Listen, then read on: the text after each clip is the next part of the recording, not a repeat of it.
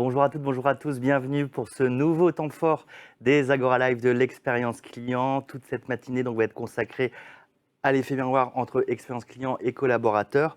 Aujourd'hui, pour démarrer cette matinée, on accueille une bonne partie de l'écosystème de la relation client avec l'un des leaders mondiaux des centres de contact, Sitel, en partie, et à ses côtés, la société Inso, représentée par Anna et Taïd. On va se demander aujourd'hui quels sont les secrets d'une stratégie globale réussie en termes de transformation digitale. Donc à mes côtés, j'ai l'immense plaisir d'accueillir Anna Ataïd, General Manager chez Inso. Bonjour Anna. Bonjour, ravi d'être là.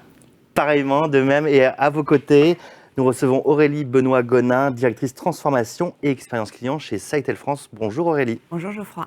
Alors on va partir d'abord, on va expliquer des grandes tendances pour commencer cette session.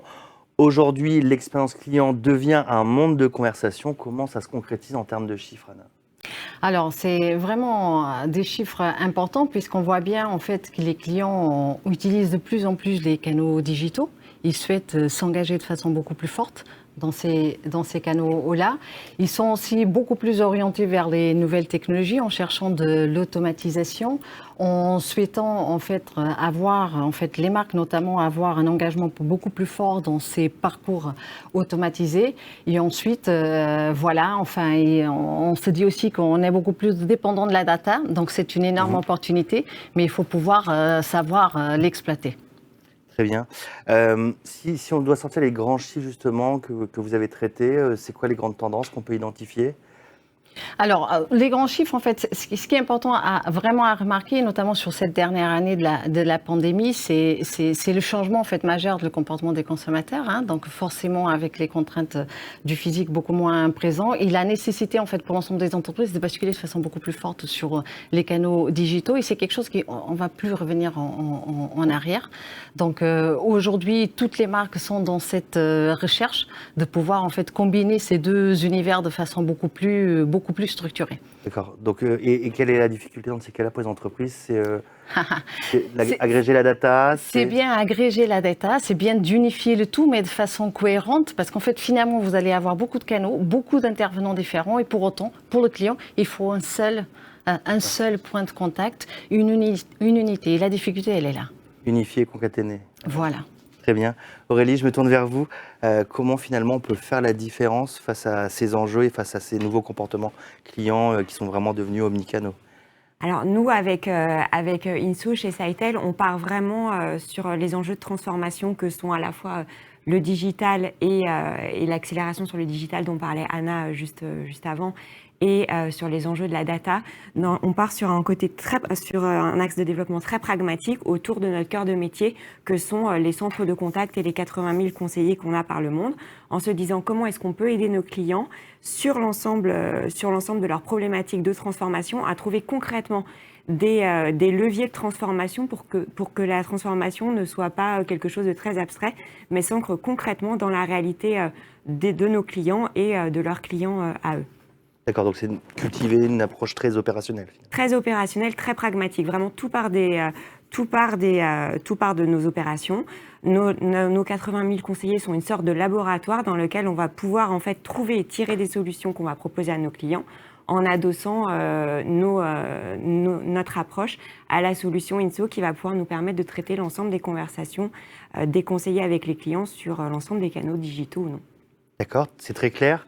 Anna, finalement, la transfo digitale, c'est une boîte de Pandore qu'ont ouvert les entreprises depuis un moment, qui a donné encore plus de chantiers ces derniers temps avec l'accélération de nombreux chantiers digitaux. Quelles conditions finalement de succès?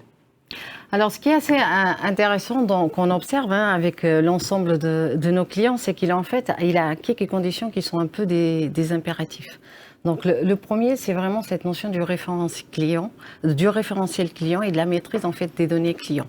Les entreprises qui s'engagent dans cette maîtrise de ces données clients, pas uniquement, il a le sujet de la protection de la donnée, bien entendu, mais également son unification et sa vision globale. Donc ça, c'est quelque chose qui est fondamental et qui, quelque part, doit rester vraiment dans les mains et dans le contrôle des entreprises. Le deuxième point, c'est le soutien du leadership. En fait, une transformation digitale ne se fait pas si le management n'est pas vraiment engagé et si par ailleurs le management n'est pas à l'écoute du terrain. Le terrain, finalement, il connaît extrêmement bien les clients.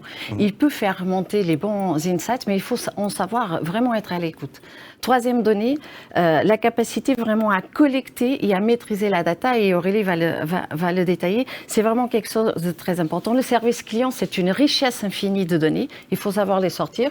Et puis, bien entendu, à la fin, les insights clients et pouvoir les exploiter dans l'ensemble du parcours. Très bien. Par où on commence concrètement quand on est une entreprise? Est-ce qu'on commence par la compliance? Est-ce que par rapport au RGPD? Est-ce qu'on commence d'abord par unifier la data? On mène tout de front?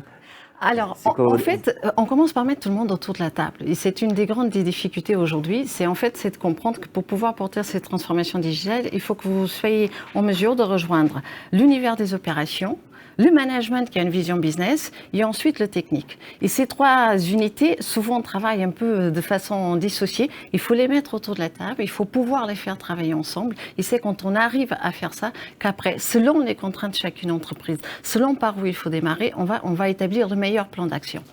D'accord, et c'est là où on va aller piocher les insights clients. Et c'est là où on va piocher les insights clients, c'est là où, si possible, on part du terrain, parce que quand on part du terrain, on va faire des choses qui vont être beaucoup plus efficaces et rapidement que de partir un peu sur une vision un peu théorique de ce que serait la transformation digitale, qui finalement va être beaucoup plus difficile à opérationnaliser, parce qu'il faut comprendre qu'il faut porter le changement, et le changement, il faut qu'il soit vraiment dans les opérations. D'accord, dans les autres questions, justement, on va sur le côté un peu plus management de projet.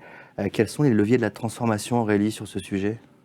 Alors, sur ce sujet de transformation, un des gros leviers sur la data dont parlait Anna, encore une fois, on est parti sur un axe très pragmatique en disant sur ce sujet en particulier, qu'est-ce qu'on peut apporter comme valeur à nos clients. Et en fait, dans nos centres de contact, par l'ensemble des conversations qu'on crée, qu'on génère avec les clients, on a une data inestimable on s'est demandé comment est-ce qu'on peut la mettre au service des marques et au service de notre excellence opérationnelle. Et on a développé une offre qui s'appelle Sitel Insight, qui est une offre de Speech Analytics, qui va nous permettre en fait de créer en fait de développer des use cases autour de la data au service de l'excellence opérationnelle et de l'expérience client. Alors cette offre, en fait, elle consiste en quoi? Elle consiste à partir d'une solution de Speech Analytics SaaS, qui, par de l'intelligence artificielle, va permettre de traiter l'ensemble des conversations, à adosser au savoir-faire des équipes terrain de Sitel Insight qui maîtrisent complètement la conversation avec les clients, pour pouvoir, en amont, paramétrer le moteur d'intelligence artificielle et en aval, en fait, après le traitement par l'intelligence artificielle de la donnée, une fois que le moteur est bien entraîné, tirer de cette data des insights pour le client. Un des cas, un use case en fait très simple pour être un peu plus concret, ça va être autour par exemple quand on parlait d'expérience client, comment est-ce qu'on peut réduire par exemple les irritants clients. Donc on va pouvoir identifier des marqueurs dans chacune des conversations, alors conversations par voix ou sur des canaux digitaux, identifier ces marqueurs, pouvoir ensuite analyser 100% des conversations que les conseillers vont avoir avec les clients et corréler ensuite cette donnée sur les irritants avec d'autres données que sont par exemple les motifs d'appel, ce qui va permettre d'identifier des pain points dont les marques n'auraient pas forcément conscience pour pouvoir ensuite résoudre le problème et optimiser l'expérience client. Donc ça, c'est un vrai usage en fait de comment est-ce qu'on peut, en tant que centre de contact, dégager des insights pour nos clients. D'accord. Par rapport au côté Speech Analytics, comment sait-on que ça va s'adapter naturellement en fait à la spécificité et à la stratégie d'entreprise? Alors nous, quand on travaille sur les problématiques de Speech Analytics, on essaye de savoir pourquoi nos clients veulent se doter de cette solution. Plutôt que de se dire on veut une solution de Speech Analytics, on va faire des ateliers de co-création avec eux en disant quel est le problème que vous voulez résoudre par une solution de Speech Analytics. Est-ce que ça va être, il y a beaucoup de sujets en ce moment autour des irritants clients, mais ça peut être autour de l'excellence opérationnelle parce qu'on a une durée de traitement par exemple un peu longue sur une certaine typologie d'appels. Et ensuite, on va orienter les travaux des équipes de Sitel Insight pour paramétrer le moteur d'intelligence artificielle et en tirer la data vers laquelle en fait, le client veut s'intéresser. Et c'est très important parce qu'en fait, si on ne fait pas ces ateliers de co-création, on se retrouve avec une somme de data qu'on n'arrivera pas à exploiter derrière. L'outil s'enrichit comment, finalement, pour vraiment coller aux évolutions aussi des projets, l'évolution des demandes clients ça se passe comment? Alors en fait, on va avoir, c'est vraiment la conjugaison de l'intelligence artificielle avec l'intelligence humaine et on va progressivement, il y a un aspect d'entraînement où on va sans cesse, par exemple, s'il y a une modification d'une grille de qualité d'un client ou la volonté d'ajouter des fils en se disant, moi je ne veux pas traiter uniquement une file par exemple sur la facturation, mais aussi une file sur la gestion des contentieux, on va pouvoir ajuster au fur et à mesure et paramétrer et enrichir la solution. Donc c'est vraiment, on part d'une problématique, mais on enrichit en continu la solution. Très bien, de l'amélioration continue voilà, de l'outil. Mais qui dit nouveau outil, dit aussi nouveau mode de management finalement. Comment on fait accepter ce changement, comment on met en place la culture du change par rapport à ce type de projet? Alors, quand on déploie ce type de projet dans les entreprises, on essaye de mettre en place une vraie gestion, une équipe de gestion de projet dédiée qui va pouvoir accompagner les équipes de terrain, sur le terrain. Pourquoi? Parce qu'il y a déjà une acculturation sur ces nouveaux outils. Il y a un changement aussi de culture. Et après, une fois que le projet est bien mis en place et accompagné dans les premiers mois, en fait, c'est vraiment, nous, on est vraiment très pragmatique et on croit à la force de ce que montre en fait la solution. C'est-à-dire très vite, on a une solution qui va pouvoir éprouver son efficacité au service des problématiques clients. On va très vite pouvoir évaluer par exemple une réduction d'une durée d'appel ou évaluer le fait qu'on arrive à piloter par exemple les irritants clients et à les lier à des problématiques de motifs d'appel. Et ce ROI qu'on trouve assez rapidement va faciliter l'acculturation derrière. Donc on est vraiment dans une solution où on cherche à créer ce cercle vertueux très rapidement. L'expérience client réussie permet d'augmenter derrière l'efficacité opérationnelle et l'une va nourrir l'autre. Très bien. Et comment on accélère, parce qu'on a compris que unifier la data, c'était vraiment un enjeu clé pour cette transformation digitale. Comment on accélère les processus déjà engagés et comment vraiment on brise les silos? Ça reste vraiment un chantier, un achoppement très difficile à dépasser souvent. Oui, tout à fait. Alors là, on va retrouver effectivement, donc c'est un autre sujet qui dépasse strictement celui de la data, le fait de briser les silos. On va accompagner les clients. Donc souvent, c'est des réflexions qu'ils ont engagées la plupart du temps. Donc nous, on inscrit en fait notre intervention vraiment dans la réflexion qu'ils ont déjà entamée. Ça me fait penser en fait au cas de Direct Assurance, où par exemple, Direct Assurance, qui est un partenaire historique de Sitel et d'Inso, a ouvert progressivement différents canaux de conversation avec ses clients au fur et à mesure que les usages ont été modifiés. Et Direct Assurance avait une approche par canal. Chaque conseiller traitait un canal et on avait un certain ROI qu'on calculait sur ce canal. En fait, nous, l'année dernière, Anna et ses équipes, d'une part, et puis les conseillers côté Sitel, ont accompagné Direct Assurance dans une réflexion de transformation pour désiloter cette vision et avoir une vision réunifiée du client sur l'ensemble des canaux. Et en fait, on a co-construit, Sitel, Inso et Direct Assurance, une solution où le conseiller ne traitait plus un canal, mais où il traitait un client indépendamment de son canal. D'accord. Donc là, on s'insère vraiment dans une réflexion. Et ça change tout, parce que là, pour le coup, dans l'exemple de Direct Assurance, en fait, c'est une vraie direction avec la direction innovation, qui, quelque part, porte toujours les premiers pas d'une transformation dans le groupe. Et donc, c'est eux qui sont sur la vision globale en fait, des canaux digitaux et conversationnels. Et ils ont vraiment confirmé que ces canaux-là avaient une très forte puissance, à la fois vraiment dans la gestion de la relation du client, mais également dans le développement de l'activité. Donc, ils ont défini comme orientation stratégique de pouvoir en fait vraiment être beaucoup plus présent, la marque dans ces canaux-là.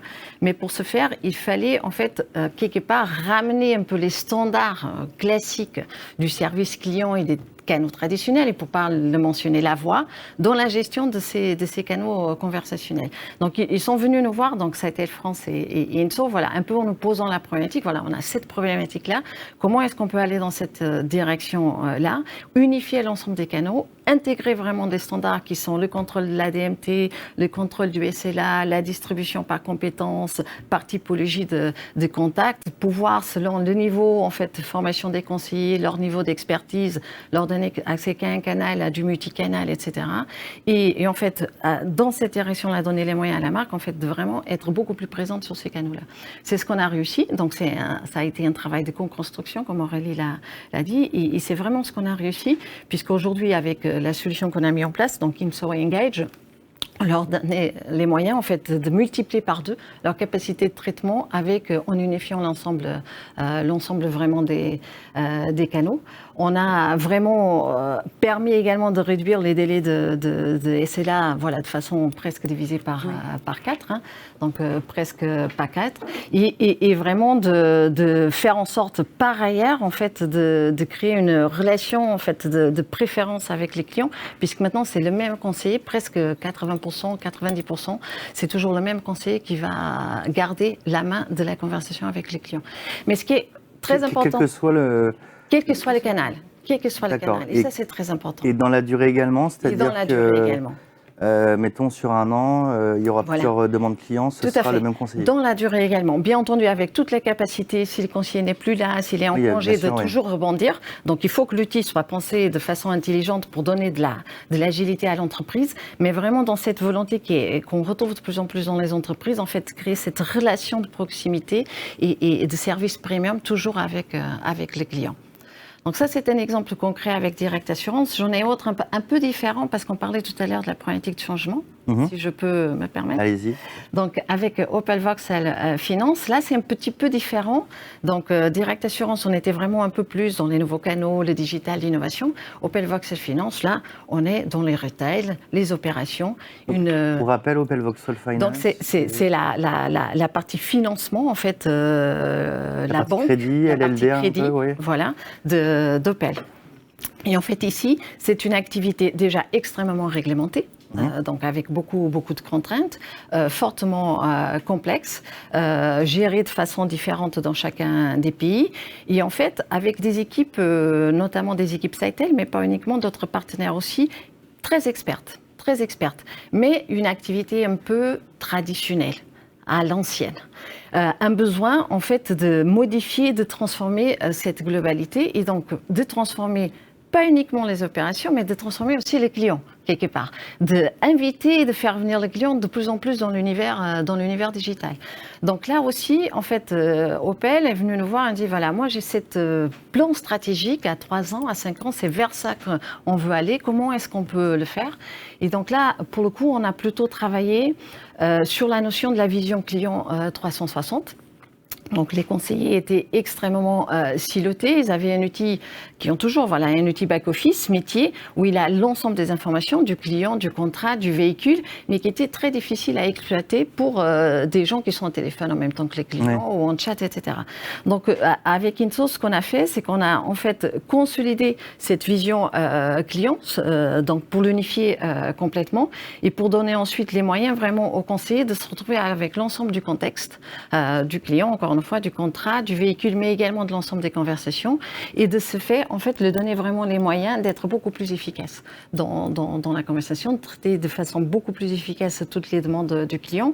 Et là, pareil, enfin, on va se retrouver sur des impacts extrêmement concrets dans la réduction du nombre d'appels, dans la réduction de l'ADMT et dans l'augmentation également des interactions chat, mais avec un peu un nerf de la guerre qui était vraiment d'un management extrêmement impliqué durant tout le processus, très à l'écoute du terrain, ne souhaitant perdre personne sur le chemin parce que tous ont énormément d'expertise, mais devons les amener, voilà, vers ce changement d'organisation.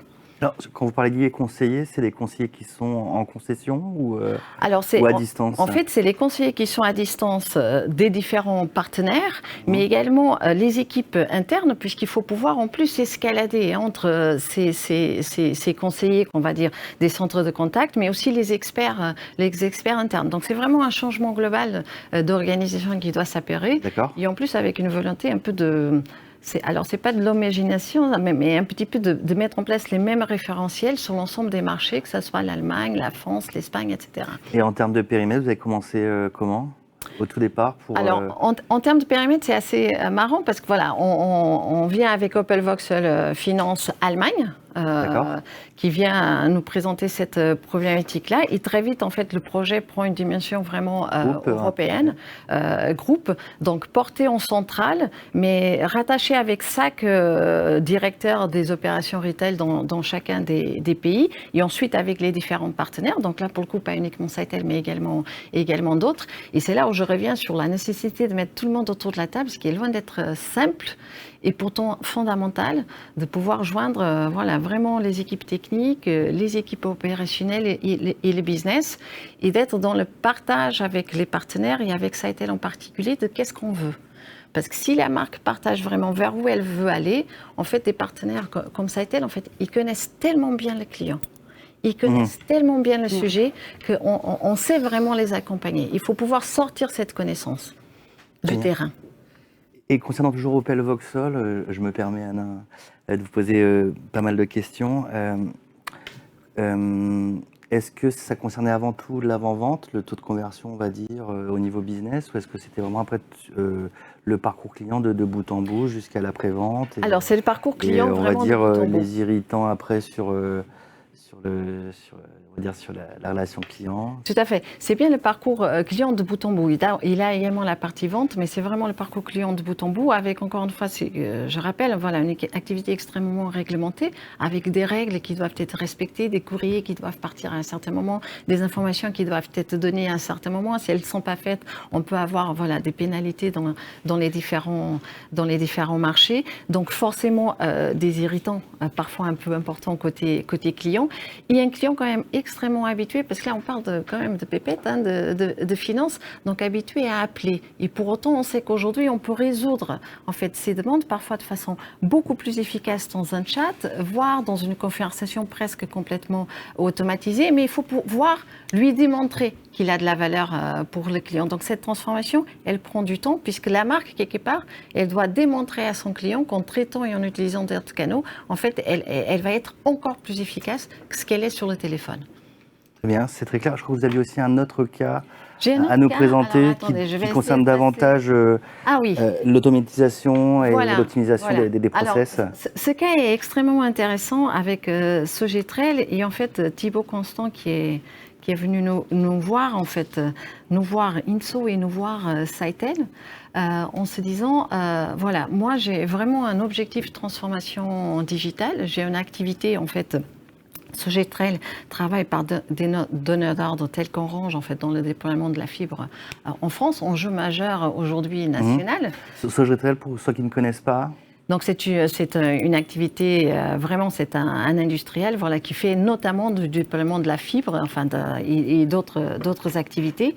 Et en fait, une activité quand même très industrielle, très classique, avec l'intervention de techniciens à domicile dans les entreprises, et une nécessité en fait de la transformer de façon importante pour pouvoir accélérer, parce qu'en fait, encore une fois, il a un enjeu national d'avoir la fibre déployée de partout en France.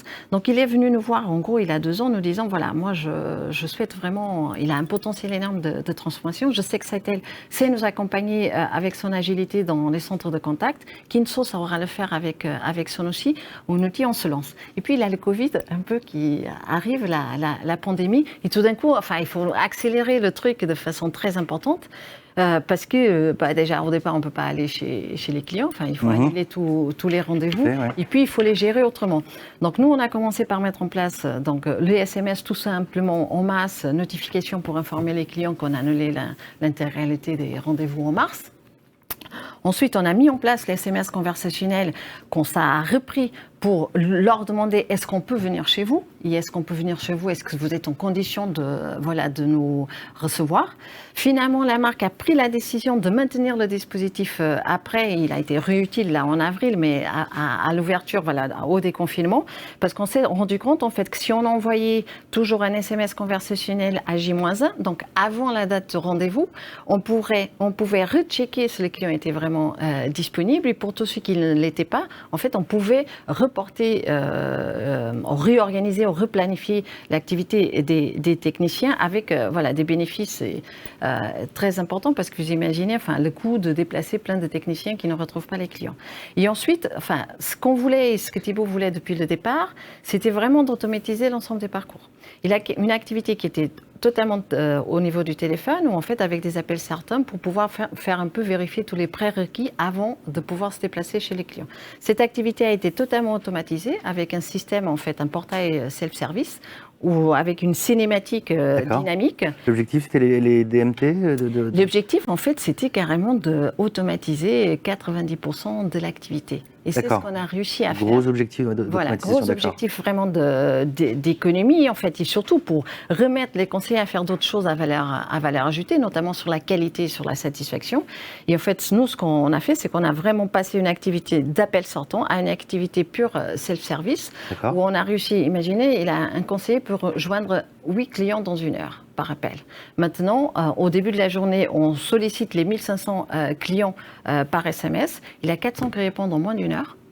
400 qui répondent en moins d'1 heure, et que dans ces 400, on a plus de 50% en fait qui ont clôturé leur questionnaire. Donc, vous n'avez plus rien à faire sur le plan. Il n'y a plus de conseiller qui est sollicité. Et là, il a des bénéfices extrêmement importants. On a divisé par 10 le coût de l'activité. On a accru de façon extrêmement importante la joignabilité forcément des clients. Donc à même ressources équivalentes. À ressources équivalentes, en fait. Et forcément, là, pour le coup, on a eu des impacts dans la diminution. Oui, bien évidemment. Des diminutions des ressources très significatifs. Et on a surtout, très important, sécurisé complètement l'activité de planification de ces techniciens. Il a 3000 techniciens sur le terrain. Sur le terrain, oui. Donc il faut pouvoir les gérer, et tout gain de rendez-vous qui est fait, bien planifié, et que tout déplacement qui est rentabilisé, vous imaginez bien, on accroît la qualité de l'activité de façon extrêmement importante. Très bien. Comment vous avez fait pour coordonner justement, si je comprends bien, à la fois les conseillers de chez Sitel, les conseillers Sogetrel et les techniciens Sogetrel? Alors, on revient au nerf de la guerre quand même, qui est la marque. Donc, c'est extrêmement important que l'entreprise qui veut vraiment porter son projet de transformation, elle soit engagée dans le programme. Si elle s'attend que le partenaire tout seul le fasse, que la technologie toute seule le fasse, ou que 6 équipes opérationnelles toutes seules le fassent, c'est extrêmement difficile.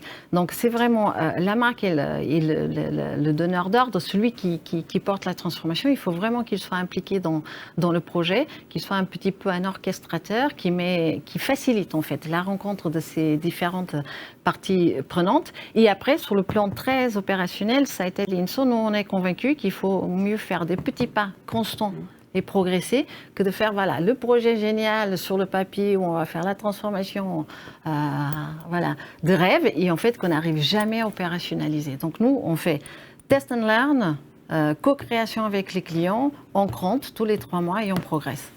Très bien. Merci Anna. Il nous reste quelques minutes pour conclure. Surtout qu'on a quelques petits sondages à faire, sur lesquels on va faire participer l'audience. Aurélie, si on doit retenir un message clé sur une transformation digitale réussie? Moi, je dirais que tout doit partir vraiment du terrain de manière très pragmatique et du client final. C'est la problématique du client final qui va permettre de mettre la puce à l'oreille sur la façon dont on peut aborder la transformation digitale, et en apportant, en réfléchissant en fait avec le client pour co-créer les solutions pour aujourd'hui et pour demain.